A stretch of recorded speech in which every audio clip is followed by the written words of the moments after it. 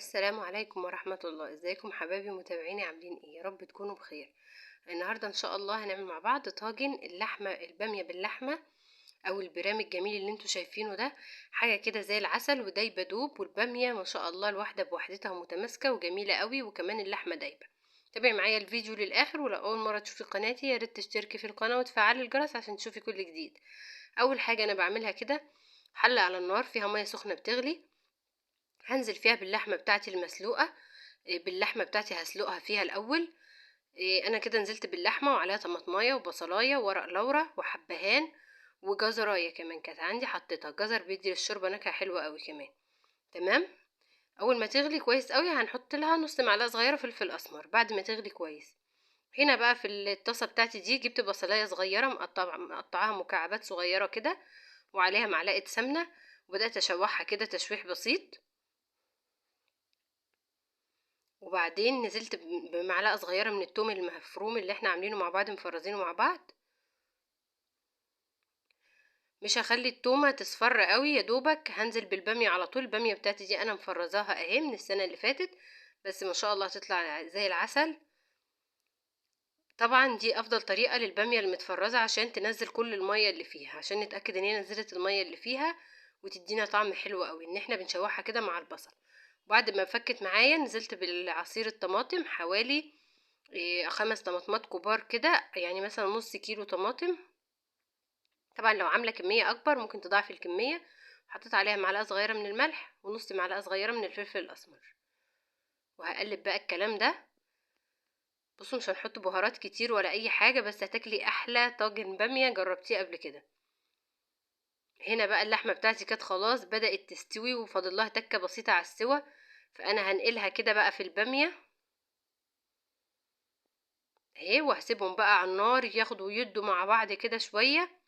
وبعدين هجيب الطاجن بتاعي وهقوم بقى حاطه فيه اللحمه والباميه بتاعتي دي، وهندخلها الفرن. بس قبل ما ندخلها هنعمل لها الطشه بتاعتها، معلقه سمنه على معلقه زيت صغيره اهي. لما السمنه تسيح كويس هننزل فيها هننزل عليها بمعلقه توم بقى. هنشوح التوم هنا كويس قوي لحد ما ياخد لون ذهبي معايا كده حلو.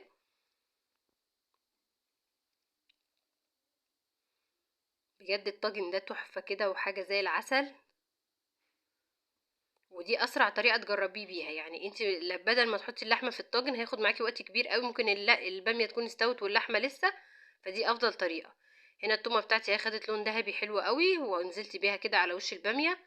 التوم الناي في الاول بيديها طعم جميل قوي، وبرده التوم في الاخر بيديها الطشه دي طعم حلو قوي. حطيت قرنين فلفل كده، وهندخلها الفرن بقى. وايه نقلها من تحت شويه 10 دقايق كده، الكلام ده يغلي غلوه واحده بس مع بعض، وبعدين نقلها الشوايه تاخد لون. نسيبها بقى على الشوايه وقت شويه كتير كده. في الوقت ده بقى انا هكون بحضر الرز، شويه رز كده بلسان عصفور زي العسل. نزلت بحوالي نص كوبايه من اللسان عصفور في معلقتين سمنه على معلقه زيت عشان السمنه ما تتحرقش مني، لحد ما اخد لون ذهبي كده حلو، ونقلب فيه ونشوح فيه. هننزل عليهم بكميه الرز بتاعتي. انا حطيت حوالي نص كوبايه لسان عصفور على كوبايتين رز اهو كده. نقلب كويس قوي، وبعدين هحط الملح بتاعي وهقلبه تاني. هتنيني اشوح فيه شويه كده مع اللسان عصفور. طبعا ممكن تقدميه مع رز بشعريه، رز بلسان عصفور، رز معمر، اي حاجه هيبقى جميل قوي. وهنا ميه سخنه بقى عشان الرز بتاعي يبقى مفلفل كده وجميل، نضيف له ميه سخنه.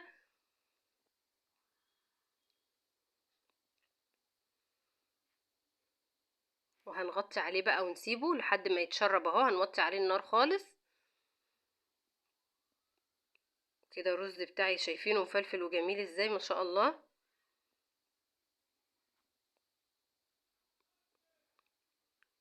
وادي الطاجن بتاعي بعد ما طلع، شايفين جماله ووشه الجميل والفلفل احمر ازاي. يعني ما شاء الله طاجن روعة. يعني عندك اي عزومات هيشرفك ان شاء الله. قدمته طبعا مع الرز باللسان عصفور اللي احنا عملناه، وطبق سلطة. يا رب يكون الفيديو النهاردة عجبكم والوصفة عجبتكم. ما تنسوش اللايك، واشوفكم في فيديو جديد ووصفة جديدة. مع السلامة.